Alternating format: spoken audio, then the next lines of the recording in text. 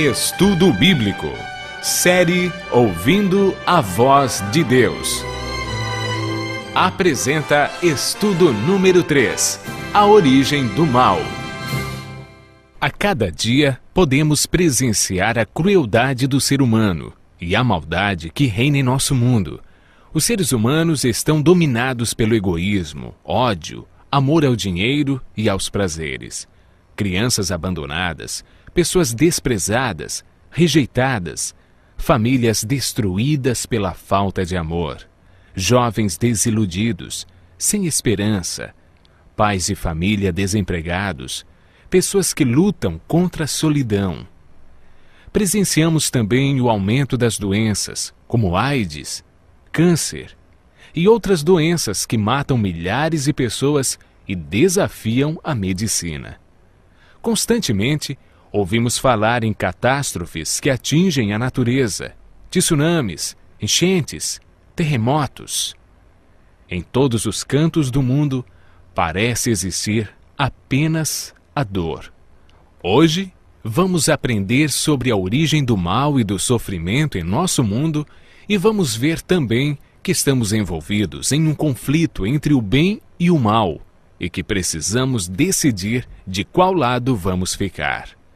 O estudo de hoje está dividido em 3 partes. Primeiro, vamos fazer uma viagem até o céu. Depois, vamos conhecer o Jardim do Éden. E, finalmente, vamos voltar para os nossos dias. Vamos iniciar falando um pouco sobre os anjos. Apocalipse capítulo 5, verso 11, nos fala que o exército de Deus é composto de milhares e milhares de anjos. Os anjos foram criados por Deus para adorá-lo e servi-lo. Você sabia que cada um de nós tem um anjo para nos guiar e nos proteger? Os anjos foram criados para adorar a Deus e são ministros enviados por Ele a esse mundo para servir aqueles que vão herdar a salvação. A grande pergunta de muitos é a seguinte: onde surgiu o mal e com quem? Encontramos a resposta em Apocalipse, capítulo 12, versos 7 a 9. Houve peleja no céu. Miguel e os seus anjos pelejaram contra o dragão.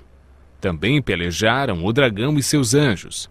Todavia, não prevaleceram, nem mais se achou no céu o lugar deles. E foi expulso o grande dragão, a antiga serpente, que se chama Diabo e Satanás, o sedutor de todo mundo. Sim, foi atirado para a terra e com ele os seus anjos. O mal surgiu no céu, com um anjo de luz, criado por Deus, chamado Lúcifer. Ele era o chefe dos anjos no céu, o comandante dos anjos que se revoltou contra Deus. Vejamos como isso aconteceu. Como era esse anjo? Ezequiel, capítulo 28, versos 14 a 17, diz que Lúcifer era um anjo de luz, perfeito, como todas as criaturas de Deus. Apesar de perfeito, Deus o criou livre como todas as suas criaturas. Ele escolheu por livre e espontânea vontade se rebelar contra Deus. O profeta diz que Lúcifer cometeu iniquidade. 1 João, capítulo 3, verso 4, afirma que iniquidade é transgressão da lei. Lúcifer transgrediu a lei celestial. Esse anjo de luz, hoje, é o inimigo de Deus e daqueles que lutam para fazer a sua vontade. Vimos que Lúcifer cometeu o pecado da iniquidade. E que outros pecados Lúcifer cometeu? Isaías capítulo 14, versos 12 a 14, declara que Lúcifer queria sentar-se no trono de Deus, ser semelhante ao Altíssimo, tomar o lugar de Deus e ser adorado como Deus. Ele colocou a terça parte dos anjos em rebelião contra Deus. Após essa grande rebelião no céu, Lúcifer não pôde mais permanecer lá. Ele e seus anjos foram lançados para a terra. Satanás veio para a terra para implantar seu sistema de adoração e conseguir pessoas que o adorem. Agora já sabemos que o mal se originou no céu, no coração de um anjo de luz, que se rebelou contra a vontade de Deus. Ele era amigo íntimo de Cristo e era comandante dos anjos. Vamos agora à segunda parte do nosso estudo ao Jardim do Éden. Ali encontramos Adão e Eva, felizes, não conheciam o mal, a dor, a morte. Gênesis capítulo 2, verso 17, encontramos a recomendação de Deus para que não comessem do fruto da árvore da ciência do bem e do mal, não tocassem no fruto e que não chegassem perto. Deus disse que no dia em que comessem do fruto, certamente morreriam. A Bíblia diz que Satanás, ao pecar, se transformou em uma serpente, o grande dragão, diabo e Satanás, o sedutor de todo mundo. Eva se distanciou de Adão e sua atenção foi chamada para uma serpente. Eva foi seduzida e enganada pela antiga serpente. Adão e Eva deveriam ter expulsado a serpente do jardim, assim como Deus a expulsou do céu. Deus recomendou que eles não comessem do fruto da árvore. Isso resultaria em morte. Em Gênesis capítulo 3, verso 4, encontramos a essência do grande conflito. De um lado está Deus, do outro lado, a serpente, Satanás, contrariando as orientações de Deus. O ser humano foi criado perfeito, dotado pelo Criador de inteligência, raciocínio e capacidade para escolher livremente o seu destino. O homem exerceu mal seu poder de escolha.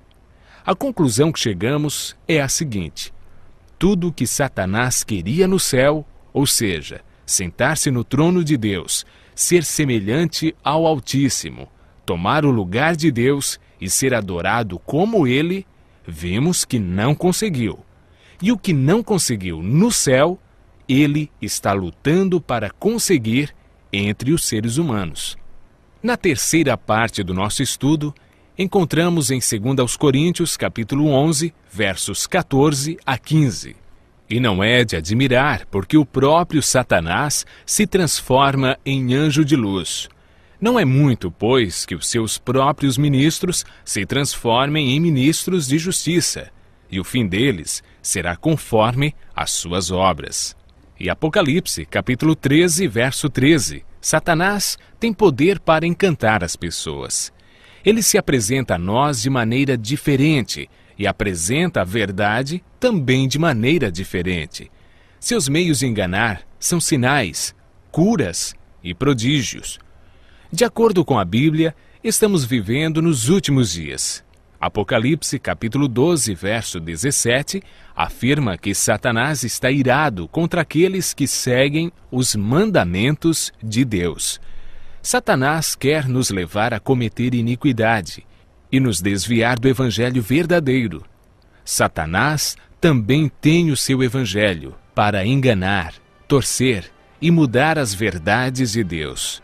Nesse grande conflito, não temos por que temer, pois Deus está ao nosso lado. Continue aprendendo de Jesus, pois ao seu lado seremos vencedores.